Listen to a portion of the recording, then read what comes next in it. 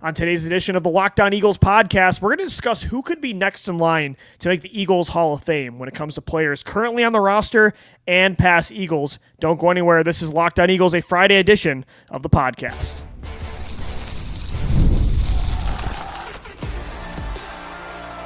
You are Locked On Eagles, your daily Philadelphia Eagles podcast, part of the Locked On Podcast Network, your team every day. Thank you so much for making Locked On Eagles your first listen each and every day. Welcome in, Eagles fans, to this Friday edition of the show. I'm Louis DiBiase, joined as always by my co-host Gino Camilleri. Today's episode is brought to you by Game Time. Download the Game Time app, create an account, use our code LOCKEDONNFL. You're going to get $20 off your first purchase. Terms, of course, do apply. A fun edition of the podcast for you today. Great idea from Gino. We're in the middle of the dead zone right now. Eagles training camp is still a few weeks away, and Gino, a good conversation is we've been continuing the top 5 series we've been doing the last few weeks, and you mentioned like the Hall of Fame, and it's a really good topic to bring up because I think there are some obvious players that are going to be next in line for the Eagles Hall of Fame. Like you mentioned, the big 4 that have been with this team for the last decade plus, that have been part of that Super Bowl window of 2017, the Super Bowl run of 2022, like Jason Kelce, Lane Johnson, Brandon Graham. You can even throw Fletcher Cox in that equation as well. Like those 4 guys are ingrained in Eagles history. They're automatic Hall of Famers. Maybe 1 or 2 do get their jersey retired, or it's the typical Jeffrey Lurie. They don't wear that number for years on years. Like Brent Selleck's 87 is finally being put back into rotation. So those 4 guys are obvious, but there's a lot of other players too I think you can consider that are currently on the team and from the past 10 years that have a really good case, even the last 15 years, that have a good case to make this Hall of Fame. And not just the Eagles Hall of Fame. I think there are some guys that are bona for pro football, fide yeah. Gold Jacket recipients. I agree. Especially some guys that are currently on this roster. You could look at the 2 guys that retired earlier this year. Mm-hmm. I think Jason Kelce is going to be a first ballot guy. He's the best center of this past decade, without a doubt. Fletcher Cox, you can make a good argument for it. Yep. But at the same time, there's some guys, like you said, on that Super Bowl team that were instrumental. And I think once we get into this discussion, you'll see how important they were and how big they truly did come up to, where you're saying, oh, yeah, they probably should be retired in Eagles lore. Do they get the gold jacket? I don't necessarily know about that. There are some that I would probably put a fair amount of money on right now if I could. But when it comes to this whole Eagles Hall of Fame thing, I will say one thing I want to see change, Lou. Yeah, the retirement of numbers, it's got to go, because what's going to happen in like 100 years? Well, you're a Yankees fan, Gino. What's going to happen to the Eagles is what happened to the Yankees, where people are wearing 45 and 47 because there's no numbers single left. Digits. Yeah, single digits are gone. You're just going to get to 99. There's no cool numbers left. Your quarterbacks end up wearing 58 at some point. We're going to have a number 58-0 next to his name for offense and a 58D for defense. Like, let's get rid of that. And I'm with you. I think the idea of putting their jerseys up there to be remembered is great, but I was going to say, you could do both. Yeah. Yeah, it's a new player, it's a new generation, it's a new memory that can be made from that number. And as great as it is to kind of put it to bed and say, yeah, these are some of the best. Yeah. Let's be real. If this sport is going to be around for the rest of time, century. Like we believe it's going to be, and it's the most popular sport in America, and it's only getting bigger everywhere else, when do they run out of jersey numbers? There's literally only 99 double-digit numbers, Gino. We're going to get like emojis or something on these jerseys. What's going to happen? I have no idea. Yeah, they're from 0 to 99. Like, those are the jerseys you can wear. And if you continue, I totally agree. If you go another century plus, like, yeah, the Eagles don't retire jerseys very often, but for over 100 years, like, there's going to be more and more jerseys that go into the rafters. And yeah, you don't want your entire team to be wearing numbers in the 40s and the 60s. Like, that's not the move. And I think Chris Long might have brought this up. Somebody brought up the idea of a jersey, like, Wall of Fame, where there's a banner for number 9. It's Nick Foles, and it's the next guy that earned that, right? Or a 91, like Fletcher Cox's name, like you mentioned, like his jersey is in the rafters, but that doesn't mean nobody can ever wear it again. It's almost like with the Dallas Cowboys. I hate to use the Cowboys for something of a positive example, but I like that they have 88 almost in like a soccer way. It's like their version of number 10, like the best version of your franchise player in soccer is number 10, right? Like that's kind of a tradition. For the Cowboys, number 88 is normally the wide receiver 1. It was Michael Irvin. It was Des Bryant. It was CeeDee Lamb. I think we need to move more towards that kind of idea because like you said, if football continues to go on and on for years and years past our lifetime, there's only so many numbers you can have on a jersey that's small. And so I'm with you. I think that's a really good idea. And even what the Eagles do now with the like kind of fake retirement, they still have never handed out number 12 since Randall Cunningham, but they haven't officially retired it. Like we got to get rid of whatever we're doing right now. For a team sport, I think it goes into the idea of appreciating the team and the number more than appreciating the player. Where in the NBA, it's like if you have one Hall of Famer, 2 Hall of Famers on the team per decade, you can still not run out of numbers for 50 years, right? The NFL, you could have 10 Hall of Famers and there's 53 guys. Like Gino, do you know how many people could say they earned the right to have their jersey retired on the 2017 team? There's at least 6 to 10 guys. Yeah, and I think about those early 2000s teams, and you could think about the 80s and 90s teams as well. Like Jerome Brown's jersey, should that number ever be, just like to honor him, should that ever have been handed out again? And I think it's cool that guys get to honor them and wear that number. And I'm with you. I like that jersey number kind of wall of fame thing. And I think in Philadelphia, for the history that they have, going that direction would probably be the way to go, because the guys that we're going to talk about in a minute here, I mean, could you retire all these jerseys and we're getting in this discussion in a couple of years from now, exactly like we are right now? Yeah, and I think you look at it again, Lane Johnson, Brandon Graham, Jason Kelce, like that's the big 3. I want to say big 4 and throw Fletcher Cox in there as well. Like those are the 4 guys that have the best case to make the Eagles Hall of Fame, and the next guys that could feasibly have their jersey retired. LeSean McCoy is another guy in there that they've never handed out 25 cents, but I do wonder if that's another one of those lurie moves where eventually that gets put back into the rotation. But again, we're talking more like a focus of not who's next to get their jersey retired, but more who's in the Eagles Hall of Fame, because then you can put a lot more guys in there. So like, let's remove those 4 players. Who's your number 1 guy outside of the big 4 of Cox, Lane, Graham, Kelce that has the best chance of making the Hall of Fame? Okay, so we're going to go from 1. Or do you want to start from the bottom? Let's start from the bottom, actually. Yeah, let's start from the bottom. Let's do 5 through 3. Or 5 through 4. The next 2. I was thinking, especially one player on this team right now, that why I haven't had them at 5 was because I think the trajectory has to continue. Okay. But if it continues the way it has been, looking at the history of players at this position with the numbers and the output, could A.J. Brown, if he continues this track record of 1,000-year seasons back to back to back to back to back to back to back, 1,400 plus a year, he'll every single season. That's like Mike Evans right now is a gold jacket recipient because of what he's doing. It's 1,000-yard receiving year after year after year after year. A.J. Brown, only 4 or 5 more years of that, and he's right in line, and I don't see him slowing down anytime soon. And he ends up becoming eventually the all-time leading receiver if that's the pace. Like, Gino, before he comes close to retiring, he'll probably break Harold Carmichael's record. So I think easily. Yeah. I think the 2 guys you could say on the current roster that have the best chance, outside of Lane Johnson and Brandon Graham, of course, I'd say it might be the 2 receivers. It might be A.J. Brown and DeVonta Smith. I was going to say DeVonta as well. I think DeVonta is a good case too.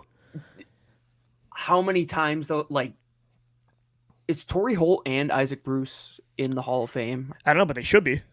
Both of them should be, right? Yeah. But like you kind of get into that discussion, like you're splitting hairs with the 2 of them. DeVonta is going to have to continue this 1,000-yard and it will be harder for him than AJ, for sure. Just the style that he played, like AJ Brown, he's a bigger guy, like can get in space and cook a little bit more, even though DeVonta could do that as well.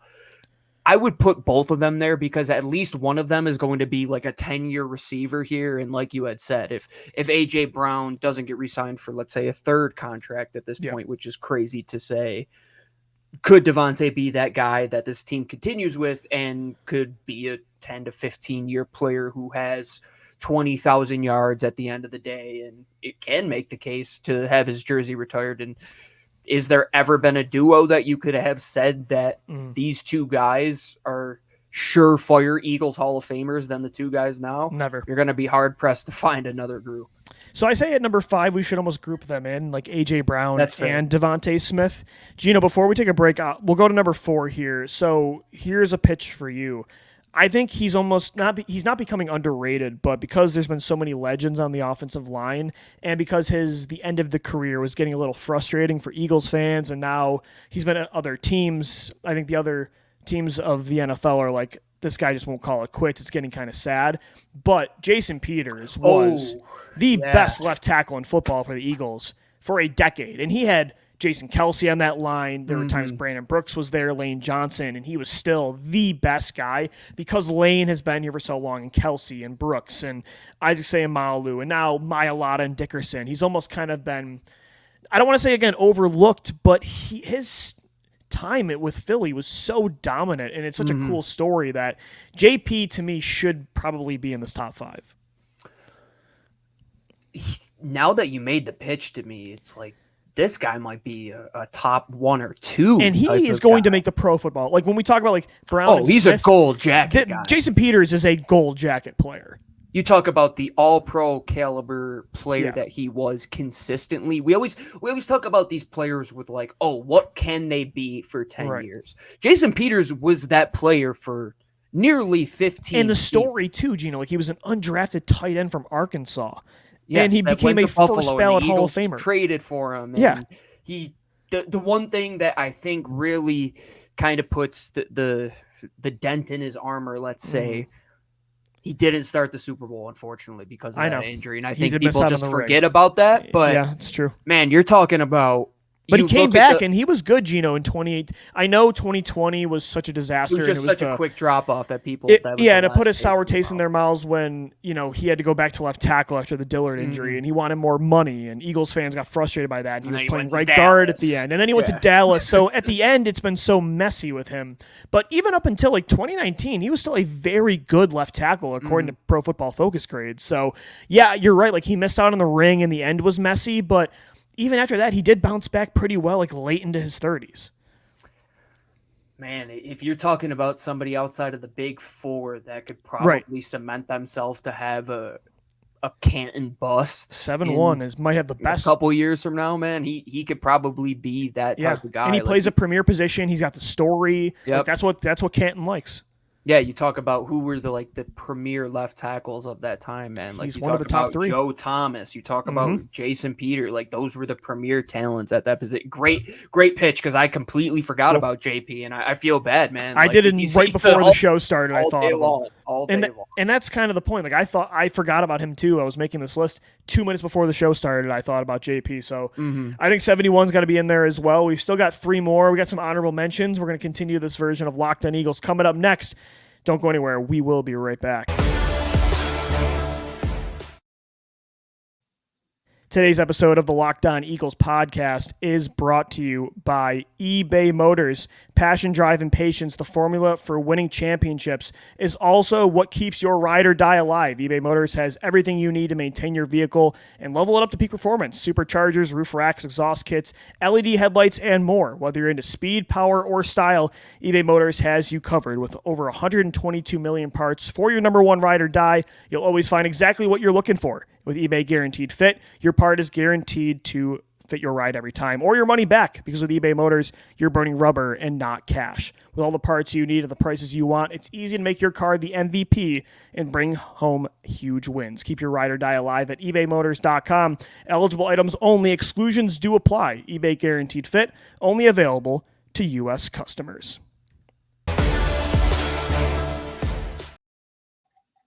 Thank you so much for making Locked On Eagles your first listen each and every day. Guys, are you watching Fox Sports or ESPN on your TV all day? Got to turn on the volume with all the shouting? Well, make the switch to Locked On Sports today. It's a free 24/7 sports streaming channel programmed for you every day to bring you the biggest stories without all the screaming. Locked On Sports today brings you can't-miss analysis, opinions, and news, streaming 24/7 on YouTube or the free Amazon Fire TV channels app. Part of the Locked On Podcast Network, your team every day. So we're mentioning today on Locked On Eagles, our Friday edition of the show, who's next in line to make the Eagles Hall of Fame. That's not part of that big 4 that's obvious, right? Like Jason Kelce, Lane Johnson, Fletcher Cox, Brandon Graham, guys that then have been a part of one of the Eagles' best runs of the entire franchise's existence from, I'd say, the start of the Doug Peterson era up until now, like 2016, and they were playing beyond that, even like well before that as elite players over the last 10 to 15 years. Like those guys are shoo-ins to make the Eagles Hall of Fame.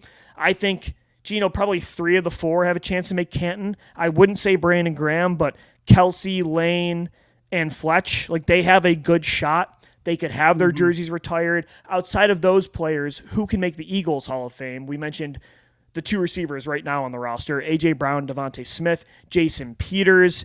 Who else would we think about putting in this top 3?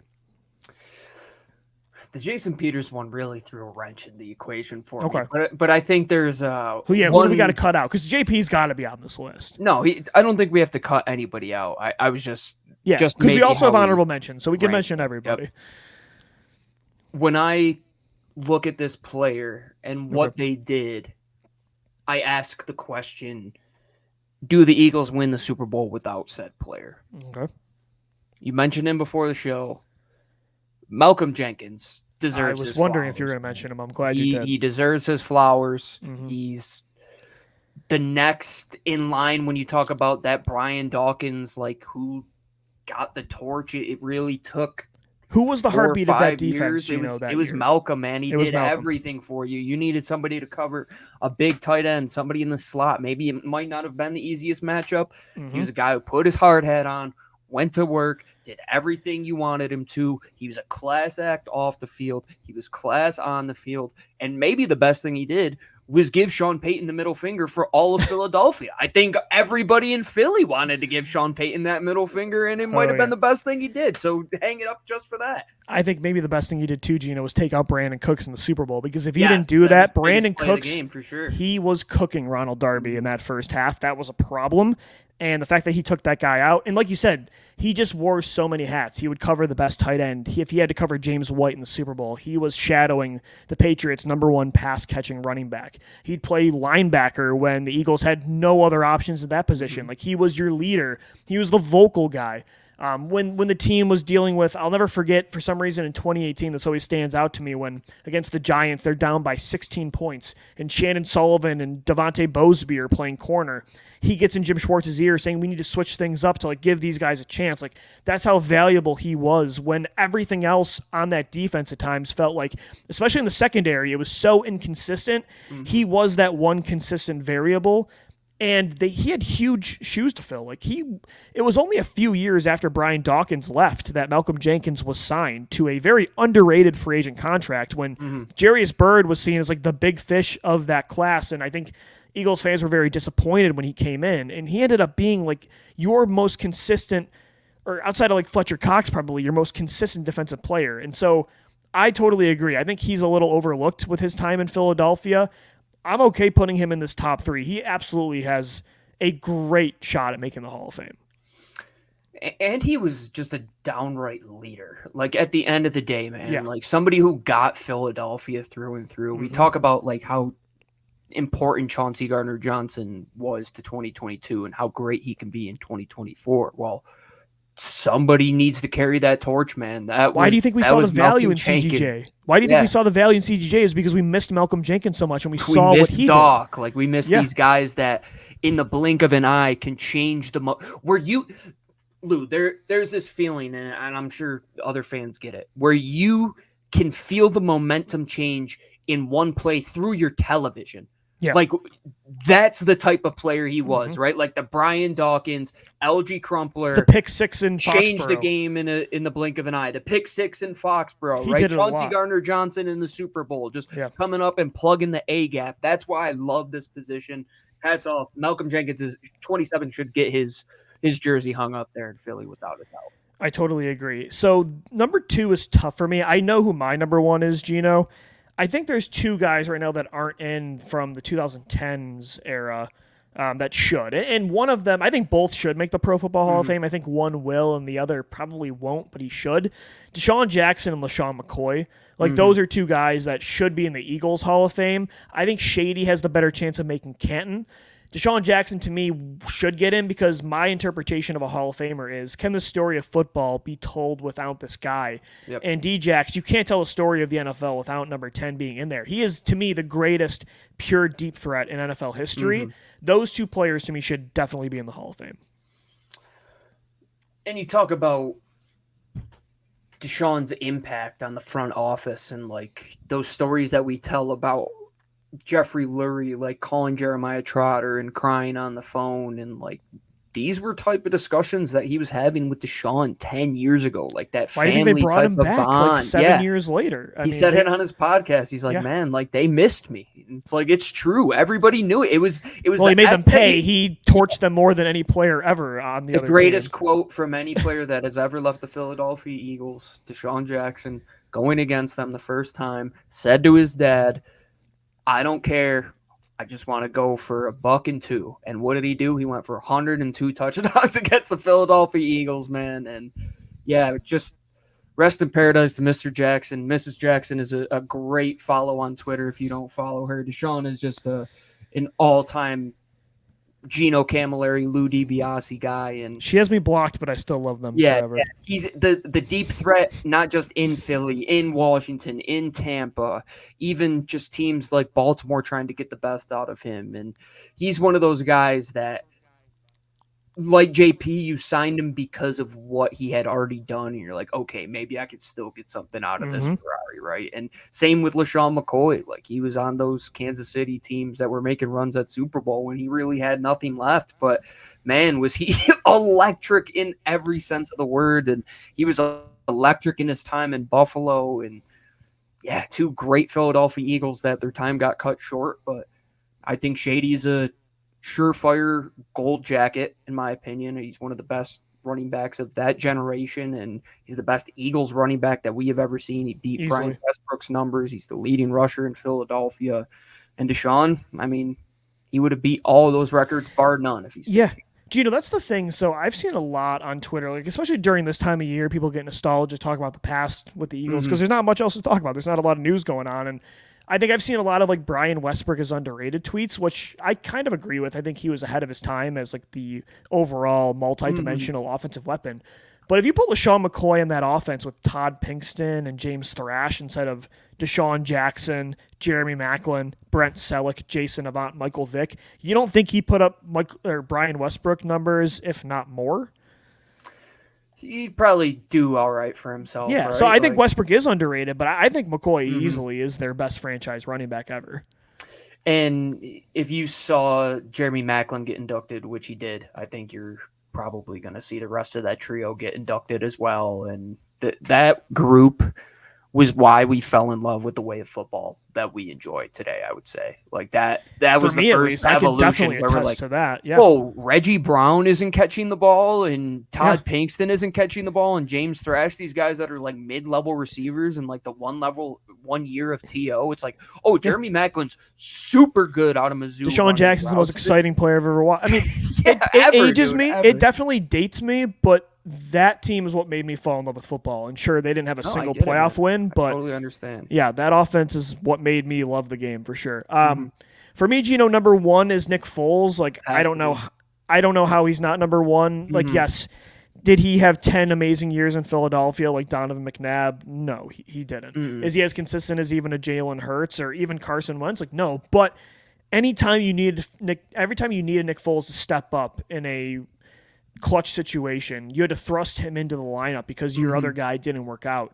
He always answered the bell, and he literally, again, to me, it's like sometimes it's quality over quantity. Like what one night can do means more than 10 years. What Nick Foles did in one night means more than anything else. Like he outdueled the greatest quarterback of all time who threw for over 500 yards in that game against you, and your quarterback still beat him. Like that, to me, yes, is he not Donovan McNabb? Sure. Did he go to other teams and suck? Yeah, absolutely. But Nick Foles to me is number one. Like he deserves that statue outside of Philly. I would never let somebody wear number 9 again in midnight green. I think he's number one. And I think it's people get too caught up on quantity sometimes in these Nick Foles versus other Eagles quarterback debates. But when you combine that on top of the 2018 run, 2013, he did enough to be number one. I know you love the NBA. Let's look at Kawhi Leonard in his time in Toronto. Right. How long was He's he the there? best Raptor of all teams. There for 1 year, but he did more than any other Raptor ever. It's like Vince That's Carter's great great comparison. man, right? Like Vince Carter's great. DeMar but who DeRozan won is a you the beloved trophy? Raptor, Gino, but he's not a more prominent figure in Raptors history than Kawhi Leonard. Nobody is. Because you look at that photo of them hoisting the trophy, it'll be remembered forever. It's Kawhi Leonard. It's in the subway. It's Right. on the bus stations. It's Nick Foles. It's Kawhi, like you had said. I'm really glad that Kawhi is the perfect analogy for this, Look because at- there's not many other. I'm here in Nick Foles has Colorado. one of the most. Nick Foles has one of the most unique story character arcs in the history of sports. I'm here in Colorado. Ray Bork played for Colorado for Yeah. a handful of games. Yeah, he was a Played Bruin, his whole dude. career he spent 20 in years with Boston. other teams. Yeah, but he's still remembered as one of the great Colorado Avalanche because Right. he got to lift the trophy with that team with Joe Sakic, and that's how it is. And we talk about the greats in this discussion, Malcolm Jenkins and Jason Pete. Like, does Malcolm Jenkins' name get thrown in this discussion if he isn't a Super Bowl winning caliber guy? And does he have a trophy without Nick? No, none of them have a trophy without Nick. Nope. And I think we could talk about this in our honorable mentions, but maybe there's a coach in there too that should be retired as well, so you don't have to use a jersey number. For sure. Let's get in some honorable mentions as we wrap up this Friday edition of Locked on Eagles, getting into who could make the Eagles Hall of Fame next. Outside of the Big Four, of course, Lane Johnson, Jason Kelce, Fletcher Cox, and Brandon Graham will wrap up this edition of the show. Coming up next, don't go anywhere. We will be right back.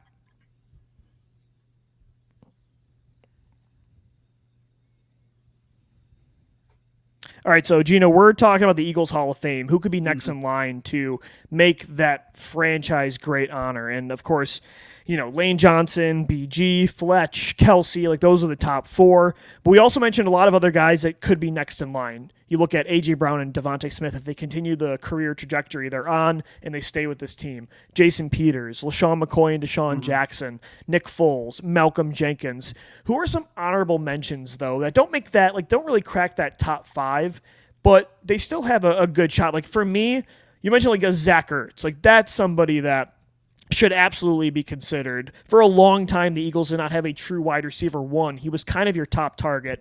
Had the game-winning touchdown in the Super Bowl. Broke the record in 2018 for the most receptions for a tight end in a single year. Like, Zach Ertz played for 8+ years with this team. Loved it. Was a stand-up person and player on the field. Zach Ertz, to me, is like a really good honorable mention. Zach Ertz probably at the end of the day will get in just because of the accolades. I think he should. But he's probably closer to that fringe, like you had said. Yeah, he's more of an honorable mention. I don't think he has a better case than anybody we've mentioned so far. DeVonta and AJ, it's more that projection. Like Sure, we I guess you could put him at 5, but yeah. Maybe Malcolm too. Like, he's in that group. He's close. Yeah, that's fair.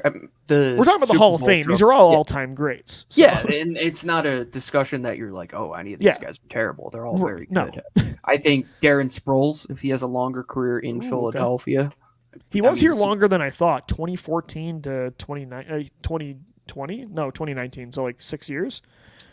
And he was the number one for multiple head coaches and multiple different schemes. And he was relied upon heavily for multiple different years. So much so he blocked me on Twitter because I wanted Miles Sanders to play on third downs.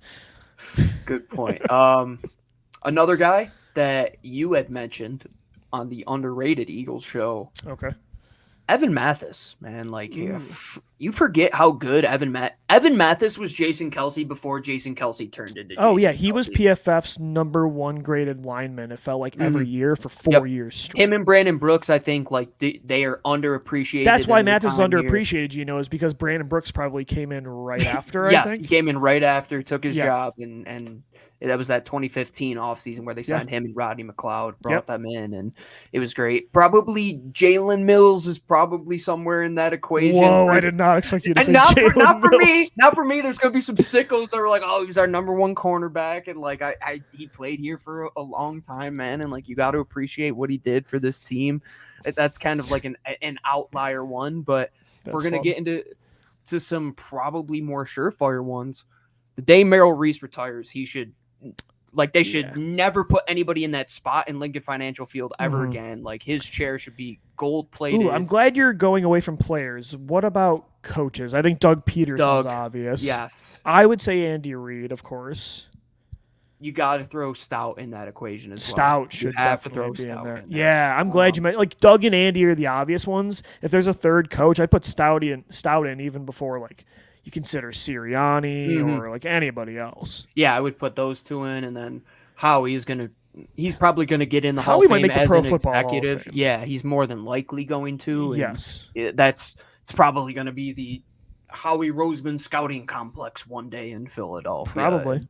This is a good thing to have, man. Culture in this sport is some things that a team like the Houston Texans, they don't get to talk about all that much, right? And you look at the Tennessee Titans, and they have to wear a team's jersey from another city is crazy, in my opinion. Like that just happens. But Philadelphia, man, they've been around since basically the dawn of World War I, post World War I, and they were the Eagles in World War II. And they got some great history, man, some great players, and they're continuing to make it because they understand, and Jeffrey Lurie, above everybody else, understands that this is, you got to be proud to be a Philadelphia Eagle, man. And like all these guys that we talked about, I'm sure they're proud that any team next to the Philadelphia Eagle, they're going to circle the Eagle, say, I want to go into the Hall of Fame as a Philadelphia guy. So, Gino, we normally do Fan Friday on Fridays where we hear from one of our listeners and their feedback. And I actually had somebody that I was talking about the show with on Twitter, and they had a good follow-up question to the topic that we're discussing. And they said,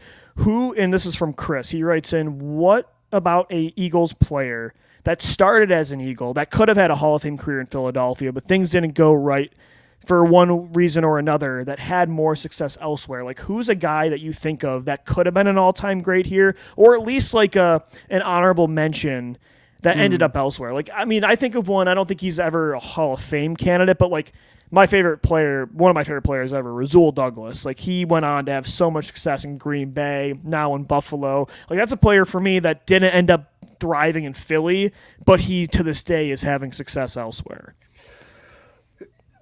Ooh, this is such a good discussion, man, and you can go so many different ways with it. Like, if Javon Hargrave continues to be like a really good football player in his time in San Francisco, playing for some of the best, it is frustrating because it felt like he just started hitting his peak right before he left. Jordan Poyer is a good one. Chip Kelly is a great Eagles one. drafted him in the it's the Bills secondary, basically. Well, he's in Miami now, but Poyer went on to have a great career in Buffalo, and he was a preseason depth piece for the Eagles. Yeah, and they cut him just way too early, put him out of position.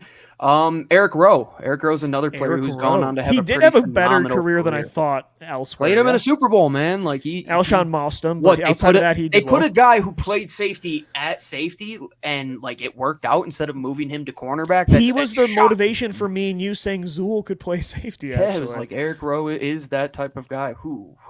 Evan Mathis is another one that his time got cut short in Philadelphia. This one's really low key. He's not close to a Hall of Famer, but DeAndre Carter, if you remember, with the Eagles. Yeah, he's still hanging around, man. He ended up being a really good returner in Houston and bounced around the league and ended up being a solid role player. I got one that's gonna just blow it. Raheem Mostert. I was the biggest freaking Raheem Mostert guy. Yes. I don't know. It was probably on the early days of Twitter. I was probably just tweeting to like my 10 friends from high school. Like, this guy is really 2012. fast. Like, keep this guy on the team. And yeah, he's had a phenomenal career. Track runner, man. Like, really, really fast. No, Mostert's a good one too. That's a good follow-up question for sure. Because there's, again, like you said, I mean, we're definitely lucky to cover the team we do. There's some teams that have a really crappy history. I mean, if you cover the Detroit Lions, I mean, outside of Barry and Megatron, like 0-16 team. They've had like one good quarterback ever, two good quarterbacks. So the Eagles have had some all-time greats, and they've had a lot of players that go on to have success elsewhere. So let us know what you think. Who could be next in line for the Eagles Hall of Fame? Have their jersey retired? Make Canton. Hit us up at Locked On Birds on X, also at DiBiase, LOE, and GC24_football. That will do it for today's show. Until next Monday, thanks so much for tuning in and making us your first listen each and every day. For Gino Camilleri, I'm Lou DiBiase. Thanks for downloading, watching, and listening, and let's go Birds. Fly, Eagles, fly.